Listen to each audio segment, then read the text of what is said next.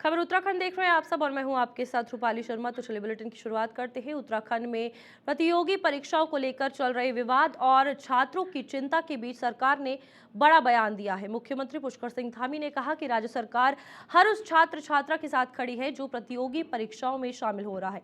उन्होंने बताया कि अब तक 25,000 से अधिक नियुक्तियां पूरी पारदर्शिता के साथ कराई गई हैं। एक मामले में शिकायत आने पर एसआईटी का गठन किया गया है और सेवानिवृत्त उच्च न्यायालय के न्यायाधीश की देखरेख में जांच हो रही है। धामी ने कहा कि परीक्षा एक माह के लिए स्थगित की गई है ताकि जांच पूरी हो सके। अगर किसी भी स्तर पर गड़बड़ी पाई जाती है तो छात्रों के हित में सख्त कार्रवाई की जाएगी। मुख्यमंत्री ने अभ्यर्थियों और उनके अभिभावकों से अपील की है कि वे अफवाहों से दूर रहकर अपनी तैयारी पर ध्यान दें। देखिए, ये बहुत दुर्भाग्यपूर्ण है। ये तो हमारे राज्य के उन छात्र छात्राओं को, उन अभ्यर्थियों को जिन्होंने अब परीक्षाओं में भाग लेना है, परीक्षाओं की तैयारी करनी है। यह आंदोलन क्या ऐसे स्वनाम धन्य ऐसे नेता जो कहते हैं कि हम बेरोजगारों के नेता हैं, लेकिन किसी रोजगार की परीक्षा में भाग नहीं लेते हैं। ये छात्रों को तय करना है कि उनको अपना भविष्य किस दिशा में ले जाना है। राज्य की सरकार हर एक उस छात्र के साथ, उस छात्रा के साथ, उस परीक्षा में भाग लेने वाले हमारे नौजवानों के साथ है। उनके हित में हमने अनेक निर्णय लिए हैं। 25,000 नियुक्तियां अभी तक निष्पक्षता और पारदर्शिता के साथ संपन्न हुई हैं। किसी भी परीक्षा में कोई प्रकरण नहीं आया है। एक प्रकरण आया है, उसके लिए एसआईटी का गठन कर दिया गया है। सेवानिवृत्त उच्च न्यायालय के न्यायाधीश की देखरेख में पूरी कमेटी काम करेगी। किसी के पास भी कोई तथ्य होगा, तब तक एक माह के लिए परीक्षा स्थगित की गई है। इसलिए मैं सभी अभ्यर्थियों से, प्रतियोगी परीक्षाओं में भाग लेने वाले सभी अपने युवा भाई बहनों से भी कहना चाहता हूं, उनके माता पिता अभिभावकों से भी कहना चाहता हूं, उनके भविष्य को लेकर हम बहुत सजग हैं। हमने पहले भी जो निर्णय लिए हैं उनके हित में लिए हैं। आगे भी इस जांच रिपोर्ट के आने के बाद अगर कहीं पर भी कोई कमी पाई जाएगी तो छात्रों के हितों के साथ किसी भी प्रकार का कोई समझौता नहीं किया जाएगा। उत्तराखंड के मुख्यमंत्री पुष्कर सिंह धामी ने सीएम आवास में 2 नए रोड स्वीपिंग वाहनों को हरी झंडी दिखाकर रवाना किया है। देहरादून नगर निगम द्वारा खरीदे गए ये वाहन शहर की सड़कों की सफाई में महत्वपूर्ण योगदान देंगे। मुख्यमंत्री ने बताया कि एक वाहन एक बार में 40 किलोमीटर रोड साफ कर सकता है, जिससे सफाई व्यवस्था मजबूत होगी और मैन पावर की जरूरत कम होगी। इलेक्ट्रिक चार्जिंग मशीनों की स्थापना भी पर्यावरण संरक्षण की दिशा में बड़ा कदम है। मेयर सौरभ थपलियाल और मुख्य नगर अधिकारी नमामि बंसल ने कहा कि इससे कूड़ा निस्तारण और सड़क धुलाई दोनों आसान होंगे। देहरादून नगर निगम का पूरा क्षेत्र, देहरादून महानगर साफ और स्वच्छ शहरों की श्रेणी में देश के प्रमुख शहरों में आए, इसके लिए हम संकल्पबद्ध होकर काम कर रहे हैं। हमारे मेयर श्री सौरभ थपलियाल के नेतृत्व में पूरा नगर निगम के अंदर अनेक प्रकार के अभियान चलाए जा रहे हैं और उसी अभियान के अंतर्गत 2 स्वीपिंग मशीनें, रोड स्वीपिंग मशीनें जो एक बार में 40 किलोमीटर तक की ऐसे सफाई कर सकती हैं, जिसमें कूड़ा है, अन्य प्रकार का वेस्ट है, वो साफ़ हो जाएगा और इससे मैन पावर भी बढ़ेगी, बचेगी, समय की भी बचत होगी और देहरादून को क्लीन देहरादून और ग्रीन देहरादून बनाने में बहुत बड़ा योगदान होगा। ऐसे अन्य अभियानों को भी हम लगातार बढ़ावा दे रहे हैं। शहर के अंदर नए पार्कों का भी निर्माण हो रहा है, नए स्थान भी बनाए जा रहे हैं। स्मार्ट सिटी के रूप में देहरादून में पॉल्यूशन कम हो, उस दिशा में भी जहां इलेक्ट्रिक व्हीकल चार्जिंग के स्टेशन भी लगाए गए हैं। पिछले दिनों घंटाघर का भी सौंदर्यीकरण का कार्य हुआ है और यहाँ पर इलेक्ट्रिक बसें भी लगाई गई हैं। हमारा प्रयास है कि पर्यावरण की दृष्टि से भी ये शहर हमारे, जो हमारी शीतकालीन राजधानी है, शीतकालीन राजधानी स्वच्छ रहें, पर्यटकों के लिए भी एक पसंदीदा स्थान हमेशा की तरह देहरादून बना रहे। सफाई की जो अपनी मशीनें आई हैं, ये नाइट शिफ्ट में काम करेंगी, देहरादून के प्रमुख चौक चौराहों पर काम करेंगी, घंटाघर से लेकर और ISBT, विश्वनाथ पुल, चौराता रोड, मसूरी रोड, इन जगहों पे रहेंगी और निश्चित तौर पे देहरादून शहर को साफ सफाई का माहौल मिलेगा। अब इसमें क्या है कि आप हमारे बहुत लंबे समय से डिमांड रही है कि नाइट शिफ्ट लगनी चाहिए, तो नाइट शिफ्ट कर्मचारी की लगनी चाहिए। तो नाइट शिफ्ट में अभी हमारी गाड़ियां काम करेंगी, तो निश्चित तौर पे एक तो हमारे कर्मचारियों की संख्या उसमें थोड़ा सा कम लगेगी।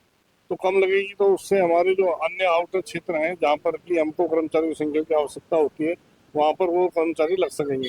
तो इस कई प्रकार से हमें फायदा है और साफ और स्वच्छता तो रहेगी।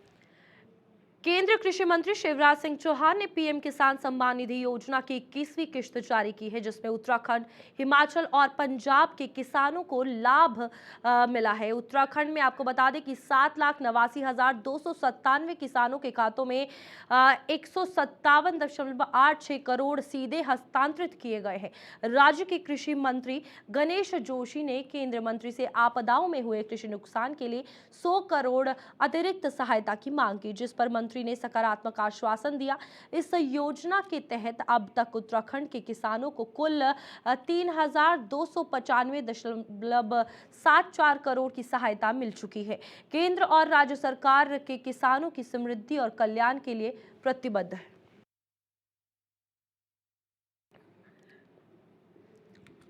वहीं उत्तराखंड के पंचायती राज मंत्री सतपाल महाराज ने राजधानी देहरादून के पंचायती राज निदेशालय में विभागीय मुद्दों पर समीक्षा बैठक की है। बैठक में उन्होंने बताया कि वर्ष 2024-25 के लिए राष्ट्रीय ग्राम स्वराज अभियान के तहत 190 करोड़ 40 लाख रुपए की वार्षिक योजना को स्वीकृत किया है। पंचायतों के चुने गए प्रतिनिधियों के प्रशिक्षण और अन्य गतिविधियों के आयोजन के आदेश भी दिए गए हैं। मंत्री ने कहा कि जिला पंचायत के प्रत्यक्ष चुनावों की कार्रवाई जारी है और जल्द इसके सकारात्मक परिणाम देखने को मिलेंगे। ये योजना ग्रामीण विकास और पंचायत प्रणाली को मजबूत करेगी। वर्ष 2024-25 में राष्ट्रीय ग्राम स्वराज्य अभियान के अंतर्गत 190 करोड़ 40 लाख की वार्षिक योजना की स्वीकृति मिली है और आज हमने पंचायत के लिए जो चुनकर प्रतिनिधि आए हैं उनके प्रशिक्षण के कार्यक्रम और अन्य गतिविधियों को आयोजित करने के लिए आदेश दिए हैं। इसके साथ साथ जो प्रत्यक्ष चुनाव हैं जिला पंचायत के, उसके लिए भी हमारी कार्रवाई चल रही है और आने वाले भविष्य में उसके सकारात्मक परिणाम दिखने को मिलेंगे। 29 विषयों का हस्तांतरण होना है, जिसके लिए लगातार हमारी कार्रवाई चल रही है। आज भी मैंने निर्देश दिए हैं कि उस कार्रवाई को जो है जल्दी किया जाए। इसके साथ साथ बहुत से कॉमन लक्ष्य को लेकर के हमारा जलागम और पंचायती राज काम कर रहा है। तो आज जलागम विभाग की भी बैठक ली गई और उसमें धारा और नौलियों के संरक्षण के लिए जलागम लगातार कार्यक्रम बना रहा है, जिसको हम अपने पंचायती राज से भी शेयर करेंगे और धौरे और नालों को जो है पुनर्जीवित करेंगे, उनको और सुदृढ़ करेंगे और उसका लाभ जनता को और मिले, ऐसी योजना बनाएंगे। ग्राम पंचायत स्तर पर इसके लिए हमने जो है प्रधान की अध्यक्षता में कमेटी का गठन किया है। जलागम विभाग धौरों और नालों के संरक्षण के लिए GIS प्लेटफॉर्म तैयार कर रहा है और प्रदेश की सभी पानी के जो सोते हैं उन्हें रिचार्ज करने के लिए हम चिन्हीकरण कर रहे हैं और बहुत बड़ी बृहद योजना है।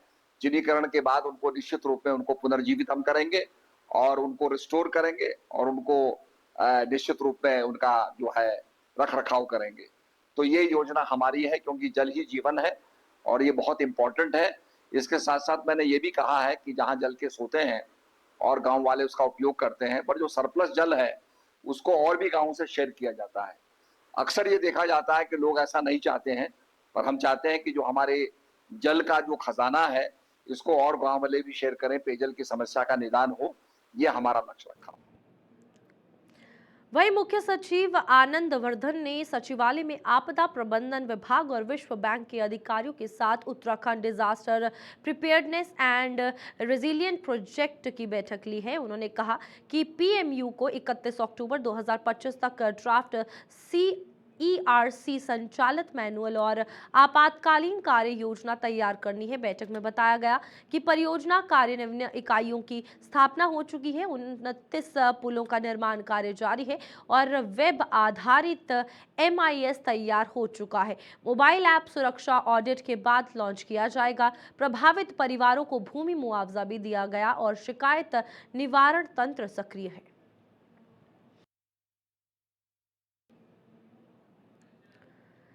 उत्तराखंड में UKT RPL AC paper leak मामले ने तूल पकड़ लिया है। युवा सड़कों पर प्रदर्शन कर सरकार से CBI जांच की मांग कर रहे हैं। वहीं विपक्ष भी सवाल खड़े कर रहा है। कांग्रेस ने देहरादून के गांधी पार्क में धरना प्रदर्शन कर नारेबाजी की और सरकार से मामले की निष्पक्ष जांच करने को कहा है। प्रदेश अध्यक्ष करण माहरा ने कहा कि हाईकोर्ट के सेवानिवृत्त न्यायाधीश की निगरानी में जांच होनी चाहिए। यदि सरकार सही जांच नहीं कराती है तो विपक्ष चुप नहीं बैठेगा। 2 अक्टूबर को मुख्यमंत्री आवास पर कूच कर युवा हित में कदम उठाए जाएंगे। 2 अक्टूबर को विपक्ष मुख्यमंत्री आवास पर कूच कर कार्रवाई करेगा। तो पिछले पेपर लीक हुआ, एक ऐसा व्यक्ति जो बीजेपी का जिला पंचायत सदस्य रहा है और पहले भी 13 महीने की जेल काट के आया है, उसका नाम दोबारा आता है। कांग्रेस के तमाम संगठनों ने सोमवार के दिन पूरे प्रदेश व्यापी कार्यक्रम दिए और हर जिला मुख्यालय में हम लोगों ने कार्यक्रम किए। आज फिर से पूरे प्रदेश में हम लोग कार्यक्रम कर रहे हैं और डिमांड यह है कि पेपर चोर गद्दी छोड़, और हम मांग कर रहे हैं कि हाईकोर्ट के सिटिंग जज की देखरेख में CBI की जांच बैठे ताकि इसमें बड़े लोग पकड़े जाएं और दूध का दूध पानी का पानी हो। हाकम सिंह का हाकम कौन? क्योंकि जिस इंस्टीट्यूट से पेपर लीक हुआ है वो बीजेपी के IT सेल का मेंबर है और उसके सभी बड़े मंत्रियों के साथ फोटोग्राफ्स हैं और एक बार नहीं कई बार हैं। और एक फर्जी तरीके से कुछ स्टूडेंट्स को देहरादून लाया गया, उनसे मुख्यमंत्री को मिलवाया गया और ये कहा गया कि इसको पेपर जो है आपने बड़े बेहतरीन ढंग से किया है। एक तरफ सरकार कहती है कि साहब ये नकल है, लीक नहीं है, दूसरी तरफ पुलिस कर्मियों को, कुछ अधिकारियों को सस्पेंड भी करती है। तो ये क्या है? बघोली जी कुछ और बोलते हैं, पुष्कर धामी कुछ और बोलते हैं, चल क्या रहा है स्टेट में। और मैं बता रहा हूँ इसमें बड़ा मगरमच्छ के साथ साथ एक बड़ी मछली भी फंसने वाली है। अगर ये सब कुछ क्लियर हो गया, अगर हाईकोर्ट के सिटिंग जज की देखरेख में CBI की जांच हो गई, मगरमच्छ के संग बड़ी मछली भी फंसने वाली है। क्योंकि जो खबरें अंदर से आ रही हैं वो इशारा बहुत बड़ा है और मुझे ये लगता है कि पेपर चोर को गद्दी छोड़नी चाहिए। पहले वोट चोर थे, अब पेपर चोर भी हैं, पता नहीं क्या क्या चोरी करेंगे। तो वही मांग लेके हमने किया। आज भी प्रदेशव्यापी आंदोलन है। 3 तारीख को अगर ये सब कुछ नहीं हुआ, 3 अक्टूबर को कांग्रेस मुख्यमंत्री के आवास का घेराव करने जाएगी और वो आंदोलन अभूतपूर्व आंदोलन होगा। उसके बाद प्रदेश में एक यात्रा निकाली जाएगी कांग्रेस के द्वारा जो हर विधानसभा में जाएगी और उसका नारा हमारा यही होगा, वोट चोर गद्दी छोड़, पेपर चोर गद्दी छोड़, और महिला अपराध इत्यादि भी उसमें हम लेंगे। लेकिन हम उसकी डेट जल्दी अपने सीनियर जो है कांग्रेस के उन सबसे वार्ता करने के बाद आपको डेट बताएंगे। यात्रा पूरे प्रदेशव्यापी यात्रा भी इसमें निकलेगी। वहीं UKSSC मामला लगातार प्रदेश की राजनीति में गरमाया हुआ है। इसी क्रम में आज कांग्रेस ने देहरादून के गांधी पार्क में धरना प्रदर्शन कर CBI जांच की मांग उठाई। वहीं भाजपा ने कांग्रेस पर पलटवार करते हुए इससे मुद्दा विहीन राजनीति बताया। भाजपा प्रदेश महामंत्री कुंदन परिहार ने कहा कि कांग्रेस के पास जनता से जुड़ा कोई ठोस मुद्दा नहीं है, इसलिए वह तरह तरह के बहाने तलाश रही है। उन्होंने कहा कि मुख्यमंत्री पुष्कर सिंह धामी द्वारा बनाए गए नकल विरोधी कानून का ही परिणाम है कि 25,000 युवाओं को बिना सिफारिश सरकारी सेवा का अवसर मिला है, जो कांग्रेस को रास नहीं आ रहा।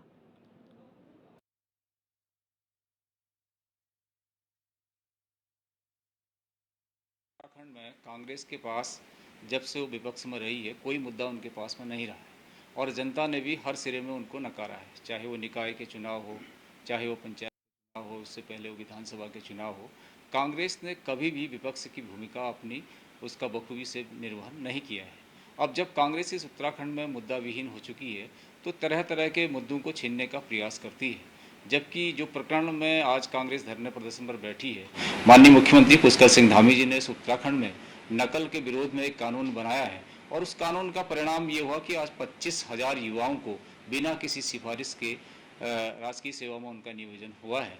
और कांग्रेस को ये भी रास नहीं आ रहा है। कांग्रेस को न तो देवभूमि से कुछ लेना देना है, न कांग्रेस को युवाओं से कुछ लेना देना है। कांग्रेस केवल और केवल मुद्दा ढूंढ रही है और वह भी उनको मुद्दा नहीं मिल पा रहा। देहरादून में पेपर लीक प्रकरण को लेकर प्रदेश में प्रदर्शन कर रहे युवाओं से जिलाधिकारी सवीन बंसल और एसएसपी अजय सिंह ने मुलाकात कर उन्हें समझाने का प्रयास किया, लेकिन आंदोलन कर रहे युवाओं ने प्रस्ताव ठुकरा दिया। जिलाधिकारी ने कहा कि छात्र छात्राओं का भविष्य प्राथमिकता है और राज्य सरकार उनके करियर सुरक्षा के प्रति संवेदनशील है। उन्होंने बताया कि पिछले 3-4 साल में 25,000 से अधिक पारदर्शी भर्तियां हुई हैं। विरोधी ताकतों के खिलाफ सख्त कानून लागू है। जांच अब पूरे प्रदेश के हर सेंटर तक फैला दी गई है और विशेष एसआईटी गठित कर कार्रवाई तेज कर दी गई। देखिए, ये हमारे जितने भी छात्र छात्राएं हैं ये हमारे ही आमजन हैं और हमारी प्रशासन, राज्य सरकार, ऑनरेबल सीएम जो यूथ है, यूथ के करियर को लेकर बहुत संवेदनशील है। अभी पिछले 3 साल में, 4 साल में हमारी 25,000 भर्तियां हुई हैं विभिन्न विभागों में और सभी पारदर्शी हुई हैं। ये इसका प्रतीक है कि जो गवर्नमेंट है वो हर मींस एम्प्लॉय कर रही है कि फ्री एंड फेयर वे में उनके करियर को अंजाम दिया जाए। सेकेंडली जो हमारा नकल विरोधी कानून बना है वो इतना डेटरेंट है कि Uttarakhand has emerged as the first state कि जिसने बियॉन्ड हमारे एग्जिस्टेंट प्रोविजंस ऑफ लॉ एक स्पेशल लॉ क्रिएट किया है और इस तरह के कोई भी इनपुट्स आते हैं तो वो यूज़ किया जाएगा अवश्य रूप से इस कुप्रथा को डेटर करने के लिए। थर्डली, हमने यहाँ पर जो अभी प्रोटेस्ट हमारे छात्र छात्राएं कर रहे हैं उनको यही समझाने का प्रयास किया है कि जो उनकी तरफ से इनपुट था, हमारी जांच एजेंसियों की तरफ से जो भी प्रिलिमिनरी इन्वेस्टिगेशन की गई थी उसमें ऑलरेडी जो ड्यू एक्शन था लॉ का वो लिया जा चुका है और आगे हमने सिर्फ उसी सेंटर तक कन्फाइन नहीं रखी जांच को, पूरे प्रदेश के हर एक सेंटर तक उस जांच को, उसका जो दायरा है वो बढ़ा दिया गया है और जो हमारी एसआईटी स्पेशल टीम गठित की गई है उनको सुपरवाइज करने के लिए as a confidence building measure के हमारा एक सेंस ऑफ फेयर प्ले दिखे, उसके लिए एक हमारे ऑनरेबल रिटायर्ड हाईकोर्ट जज को चेयरमैन भी नियुक्त किया गया है। वहीं डोईवाला अधीनस्थ सेवा चयन आयोग की परीक्षा में पेपर लीक मामले को लेकर कांग्रेस ने तहसील मुख्यालय पर जोरदार प्रदर्शन किया है। इसी के साथ कांग्रेस कार्यकर्ताओं ने आरोप लगाया है कि सरकार बेरोजगार युवाओं के भविष्य के साथ खिलवाड़ कर रही है। जब तहसीलदार ज्ञापन लेने बाहर नहीं आई तो प्रदर्शनकारी उनके कक्ष में जाकर नारेबाजी करने लगे। जिला अध्यक्ष मोहित उनियाल ने कहा कि राज्य के युवा लगातार पेपर लीक की घटनाओं से नाराज है और उनकी मेहनत व्यर्थ जा रही है। कांग्रेस इस मामले को लेकर संघर्षरत है और युवाओं के अधिकारों की रक्षा के लिए आवाज उठाती रहेगी। ये युवाओं का भविष्य खतरे में है। आप देख रहे हैं कि करीब पिछले 8 साल से इस प्रदेश में 6 बार पेपर लीक हो चुका है। छात्र दिन भर तैयारी करते हैं, माँ बाप कैसे उन पर खर्चा करते हैं, 15-15 घंटे की वो तैयारी करते हैं और उसके बाद जब एग्जाम हो जाता है तो पता चलता है कि पेपर लीक हो चुका है, एग्जाम कैंसिल होना पड़ता है। तो बहुत ही दुर्भाग्य है और कांग्रेस का ये मानना है कि जो लोग इसमें लिप्त पाए गए हैं, जो लोग इस पूरे प्रकरण में लिप्त पाए गए हैं वो कौन लोग हैं? वो भाजपा पदाधिकारी और भाजपा सरकार के करीबी लोग हैं। हाकम सिंह कौन है? हम पूछना चाहते हैं माननीय मुख्यमंत्री जी से, ये हाकम सिंह कौन है और इस हाकम सिंह का हाकिम कौन है? हमें कृपया ये बता दीजिए। पहले भी हाकम सिंह को आपने पकड़ा, उसको अंदर किया, फिर इस मामले में हाकम सिंह सामने आया जो जिला पंचायत सदस्य रहा, जो भाजपा का पदाधिकारी रहा, वही व्यक्ति इस पूरे प्रकरण के पीछे पाया गया। वहीं उत्तराखंड में यूके SSSC परीक्षा के पेपर लीक मामले को लेकर काशीपुर में महिला कांग्रेस कमेटी ने महाराणा प्रताप चौक पर प्रदर्शन किया।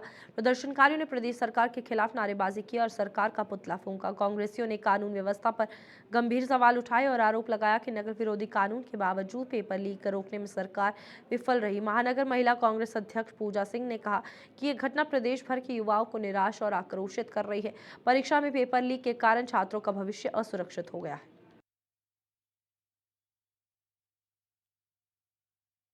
पेपर चोरी का, पेपर लीक होने का जो मामला है, ये आज का मामला नहीं। अगर हम 2021-22 में भी जाएं तभी भी ये घटना घटित हुई थी और उस समय हमारे जो मुख्यमंत्री पुष्कर सिंह धामी जी हैं, उन्होंने कहा भी था कि इसकी हम जांच करेंगे और इसकी जांच होगी, सीबीआई जांच। आज भी ये बात यही हरकत दोबारा हुई और हम जो विद्यार्थी हैं, जो महिला कांग्रेस है, सभी लोग इस बात से बहुत नाराज हैं कि पेपर लीक होता है 35 मिनट के अंदर और वो साफ दिखाई दे रहा है। और आपके जो यूपीएसएससी के जो चेयरमैन है, वो ये कहते हैं कि हमें इस बात पे अफसोस है, लेकिन वो ये नहीं मान रहे हैं कि पेपर लीक हुआ है। तो ये वाकई में बड़ी दुर्भाग्य मानूंगी मैं इस बात का कि आपको दिख रहा है कि पेपर लीक हो रहा है, उसके बावजूद भी आप इस बात को मानने को राजी नहीं है और आप इसमें कोई नाप आयोग की इसमें कोई जांच करवा रहे हैं। अगर इस तरह से होता रहेगा तो किस तरीके से बच्चा आगे आएगा? दूर दराज गाँव किसान का बच्चा यहाँ पर आ रहा है, पेपर दे रहा है, उसके साथ जो ये आप कार्य कर रहे हैं, ये वाकई में बहुत शर्मसार है, क्योंकि देश का बच्चा हर एक का बच्चा है और अगर वो मेहनत कर रहा है किस तरीके से वो, अगर आप पहाड़ों के दूरगामी स्थानों में देखेंगे तो बहुत गरीबी से बच्चे पढ़ते हैं और तैयारी करते हैं और पेपर के लिए यहाँ आते हैं और उसके बाद पेपर लीक हो जाता है। और जब हम ये मांग कर रहे हैं कि इसको रद्द किया जाए और सीबीआई की इसमें आयोग के खिलाफ जांच की जाए, तो आप इसको मानने को तैयार नहीं हो रहे हैं। तो अभी भी हम यही आपसे अपील करेंगे कि आप माननीय पुष्कर धामी जी, आप जल्द से जल्द सीबीआई की जांच कराएं। और वहीं नैनीताल के डीएसबी परिसर में 27 सितंबर को होने वाले छात्र संघ चुनाव में अध्यक्ष पद के लिए अखिल भारतीय विद्यार्थी परिषद और निर्दलीय प्रत्याशी के बीच कड़ा मुकाबला देखने को मिल सकता है। चुनाव से पहले आयोजित अंतिम आम सभा में प्रत्याशियों ने अपनी जीत के दावे किए और छात्र छात्राओं की समस्याओं को प्राथमिकता से हल करने का आश्वासन दिया। डीएसबी कॉलेज में मतदान के लिए प्रशासन ने सभी तैयारियां पूरी कर ली है। भारी पुलिस बल तैनात किया गया है और बिना ID कार्ड प्रवेश पर प्रतिबंध है। मतदान सुबह शुरू होकर दोपहर 2 बजे तक चलेगा। इसके बाद मतगणना एवं शपथ ग्रहण होगा। उत्साह बहुत है छात्रों में। कहीं ना कहीं 2 साल की मेरी मेहनत लगातार, मैं पिछले साल भी लड़ा था, इस साल भी लड़ रहा हूँ और जितने भी छात्रों का यहाँ पर समर्थन मिल रहा है और छात्र जितने आक्रोश में आए हैं और जितना वो अपना समर्थन मेरे को बढ़ चढ़ कर दे रहे हैं, मेरा मेरे लिए बड़ा हर्ष का विषय है। प्राथमिकता 2 साल से मैं लगातार छात्रों के बीच में हूँ, तो कहीं ना कहीं हमारे बेसिक नीड्स जो है वो पूरी नहीं हो पाती है। उसके लिए मैं लड़ाई लड़ूंगा और छात्रों के बीच में रहूंगा। जितने भी छात्रों को किसी भी तरह की मुसीबत होगी तो मैं उनके साथ हमेशा कंधे से कंधे मिला के चलूंगा। ये सब अपने जो मुद्दे हैं वो सब छात्र को बता चुके हैं और उम्मीद यही है कि हम बम्पर वोटों से आगे जीतें। चुनौतियाँ गुरुजी, हमारी पूरी टीम कोऑपरेट कर रही है, पूरी टीम लगी है और यही है कि हम बम्पर वोटों से जीतेंगे आगे। छात्रों का बहुत अच्छे से सहयोग मिल रहा है, सारी पूरी टीम कोऑपरेट कर रही है हमारे साथ, बहुत सारे विद्यार्थी कोऑपरेट कर रहे हैं हमारे साथ। मैं ये चाहता हूँ कि हमारे यहाँ बेसिक फैसिलिटी, वॉशरूम हो गया, वाईफाई हो गया, बुक्स हो गई, ये तो अच्छे रूप में रहे और जो प्रोफेशनल कोर्स के बच्चे हैं उनके लिए प्लेसमेंट्स हो और जो BA, BSc, BCom के छात्र हैं उनके लिए कोचिंग या कॉम्पिटिटिव एग्जाम की बुक्स हैं। छात्र छात्राओं को यूनिवर्सिटी में बहुत सारी परेशानियों का सामना करना पड़ता है। छोटे से छोटा काम कराने के लिए बहुत लंबी प्रोसेसिंग होती है, जिसमें कईयों को काफी नुकसान होता है। तो मैं उन सभी छात्र छात्राओं से कहना चाहूंगी कि मैं पहले भी आपके संग थी, आज भी हूँ और हमेशा रहूंगी। तो चलिए, बुलेटिन में अभी के लिए इतना ही। खबरें आगे भी जारी रहेंगी। दीजिए इजाजत, नमस्कार।